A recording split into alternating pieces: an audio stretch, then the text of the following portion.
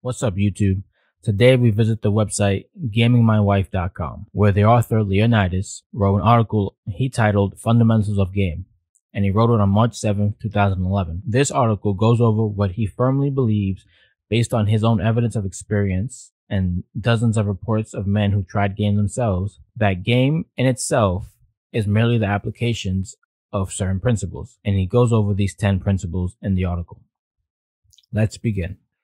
It starts off with him stating, "It's been very interesting over the past few weeks to see the beginnings of mainstream culture picking up on game. Unsurprisingly, the first response tends to be a reaction to some of the more cartoonish elements of the game community, beginning with the guy in the funny hat who, in a sense, is the godfather of our community. Here, he is referring to the Canadian pickup artist Mystery. Beyond that, the most prominent game bloggers have deliberately adopted personas that are a caricature of themselves in order to attract attention. But all in all, when you break it down and distill it into its most basic principles, it's very hard for any educated person to argue with game. At the core, game is the logical application of the following principles. So based on that definition, what is game? In the dating world, between men and women, there are certain things that each gender will find attractive, and those things cannot be argued with, right?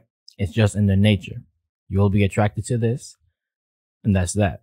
Or you won't be attracted to this, and that's the end of the story. And he has come up with at least 10 different principles, which he believes game is just a logical application of. The first one being animal attraction is subconscious. He says the long-term relationships are about a lot more than animal attraction, but raw animal attraction is a basic part of it.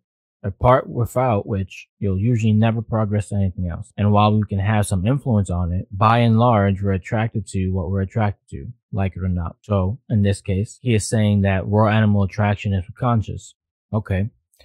So what are certain things, for example, that women are attracted to in men? Something that we can all agree on is the term the Dorito. When a man is broad at his shoulders and narrow at his waist. This is something that a female would be attracted to on the subconscious level. And if game is the logical application of that principle, then taking that, one could use, for example, let's say go to the gym and work on your shoulders and maybe lose, trim down on the weight. And now you're able to boost up your attraction to the opposite sex because you applied an illogical application to animal attraction and subconscious. And so he goes to the next one. Men and women are attracted to fundamentally different things. Forget any political correct inclinations you have. The reality is that men and women are just not attracted to the same things. Men are primarily attracted to beauty and youth, and everything else, at best, is a distant third. For women, on the other hand, appearance matters, but nowhere near as much as other issues, right? For example, status. So by understanding the differences between men and women and what they're attracted to, then you'll be able to find a way to boost attraction based on what they're attracted to. When a woman is trying to attract a man, usually the best way to do so is to make yourself look younger. Most of the time, you'll see women using makeup. It hides the age, it hides the blemishes, the imperfections, and it makes them look young and vibrant. Continuing, he goes on to say that women are attracted to high status men. The technical term here is hypergamy. Women are attracted to high status men. Nothing else comes close to the importance of this factor.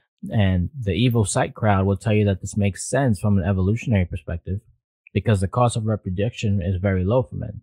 As a reproductive strategy, fathering as many children as you can with as many women as you can is pretty solid. Women, on the other hand, pay a very high price for reproduction.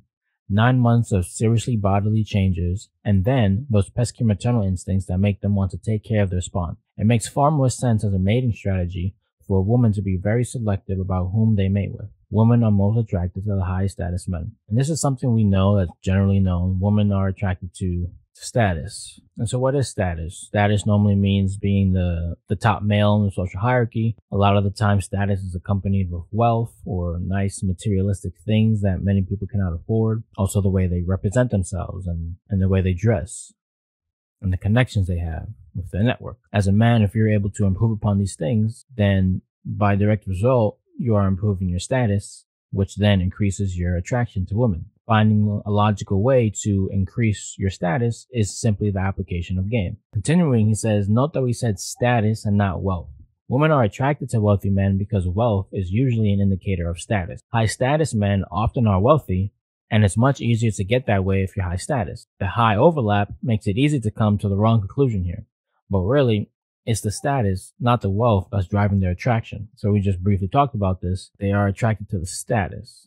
And high status men are often wealthy. But he really wants to make the distinction that it's just the status. And whilst having high status usually comes with a lot of different, you can call it perks, they're not attracted to the perks. They're attracted to the status. And he continues by saying status is in the eye of the beholder. The principle is that one is probably responsible for the most confusion both inside and outside the game community. Inside the community, it trips up a lot of people. And outside the community is probably the biggest source of condescension to the game crowd. So the key point is that not all women view the same thing as being high status. So he gives an example of two girls, where girl A is a hippie, super leftist, save the whales kind of girl. And he's saying that a girl like this will be attracted to a long-haired, pot-smoking, vegan, Whole's food shopping, Prius driving musician, right?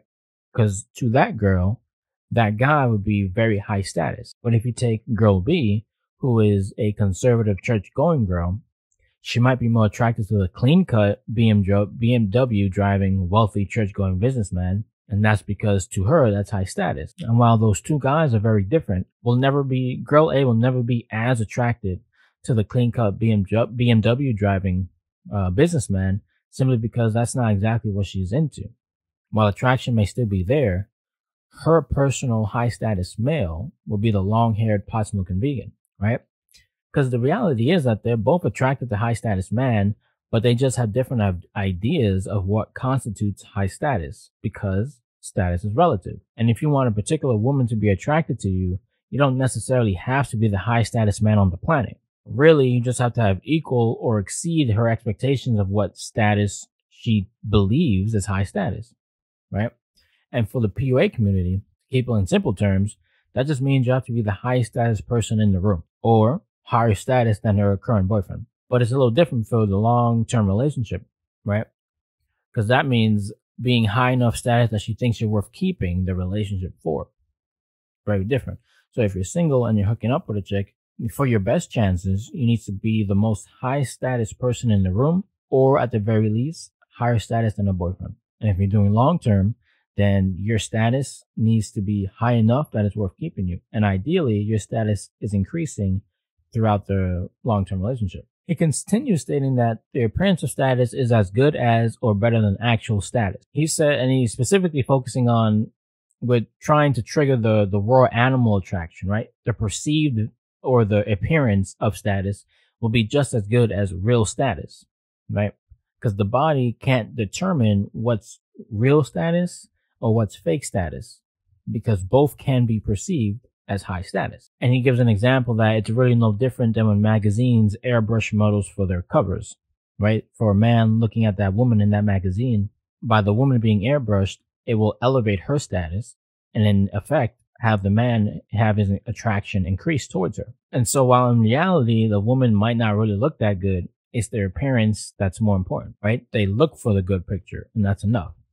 And that's why women wear makeup. It gives them their appearance of being more attractive than they really are. And game positions itself in a way that it's possible for men to give their appearance of being higher status than they actually are, and hence make women more attracted to them than they otherwise would be, right? So game is the logical application of a way of increasing your high status and giving that appearance for women to perceive. His next point is that higher status is surprisingly easy to fake to a certain extent. He says, faking higher status is about as easy for a man once he learns how as putting on makeup is for a woman, because it will have the same effect. But he's also saying that just because you're a 1 is not going to make you a 10. Makeup can only do so much, or faking your perceived value can only do so much.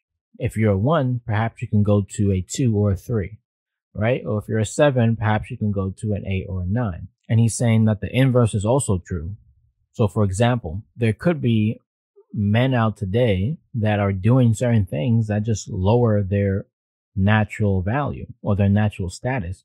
And in reality, they're a 7, but because perhaps they don't dress well or they have certain weird behaviors that turn women off, their natural 7 turns into a 4 or a 5. So if you just get rid of those things that you're doing and just adjusting your behavior, you reveal what your real status is. So for example, you are a 7, but you do things that make you a 4. But now you stop doing those things. So now you're a 7. And now you start doing things that boost your status. So now you're a 7 that goes to an 8 or a 9, right? That's the idea.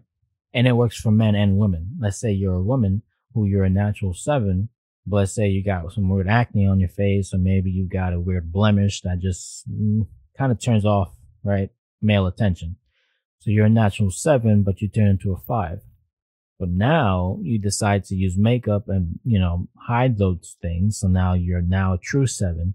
And then let's say you dress well, get your nails done, get your hair done, and you're looking, very nice going out. Now you're a 7 who turned into an 8 or maybe even a 9. And so he's saying that with game, most of the time, we're just adding some enhancement to bump a point or two. But sometimes there are blemishes that we have to fix that are dragging the men down. And once we get those taken care of, he automatically jumps a point or two again. And this is why we hear so many stories of game completely transforming men's lives, and why it won't work miracles for everybody and might even be more or less unnecessary for some. The last point he brings up is, over time, faking high status actually makes you higher status. And he says there are a lot of reasons for this.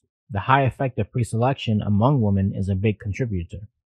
The high correlation of confidence as a high status trait combines with the fact that success breeds confidence to account for much of it. He says with practice, bad habits go away and good ones are made.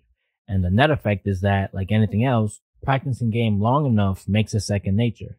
And when it just comes naturally, you're no longer faking it. And what he means by this is that if you start practicing game and you practice long enough, you're going to get moments where you realize you're, experiencing success. You're getting that girl, or you're able to do the thing you wanted to do. And while you were just practicing game and, artificially elevating your status, you've gotten to the point where you're getting so much success that now you are just naturally becoming that person.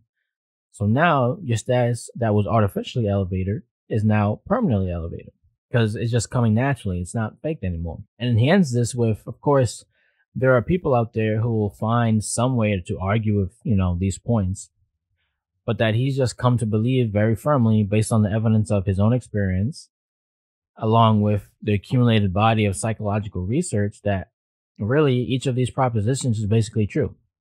And that game itself is merely the application of these principles, and that the cartoonishness comes merely from the neophytes and those who deliberately caricature themselves to reach an audience and make a point. So if there was just one thing we could have got out of this article, it's basically the idea that game is the logical application of increasing your status, whether it's artificially, whether it's through hard work and discipline. All game is increasing your status so that women will find you attractive. And as he stated, animal attraction is subconscious. So finding a way to increase the things women naturally find attractive will increase your status, as well as understanding that between men and women, there are just certain things that they will find attractive and there are certain things that they won't find attractive. So it makes it easy for example, a man to just work on the very specific things that women find attractive, instead of running around with your head cut off, not knowing how to do it. And another important thing was that status is really in the eye of the beholder, right? So woman A and woman B won't be finding the same thing attractive. And to a certain degree, what level of attractiveness that will be, right? So when it comes to you attracting women, it really all depends on what kind of woman you're into and what is she into. And lastly, the idea that it is possible to artificially fake your perceived status. As long as you can find ways to practice game and elevate your status, then eventually the more you practice, the more you would actually become it. So all in all, I want to thank you guys for being here. If you have any comments or you would like to add on to what Leonidas believes game is, please leave it in the comment section below. I'm always happy to chat with you, and I'll see you next time. Peace.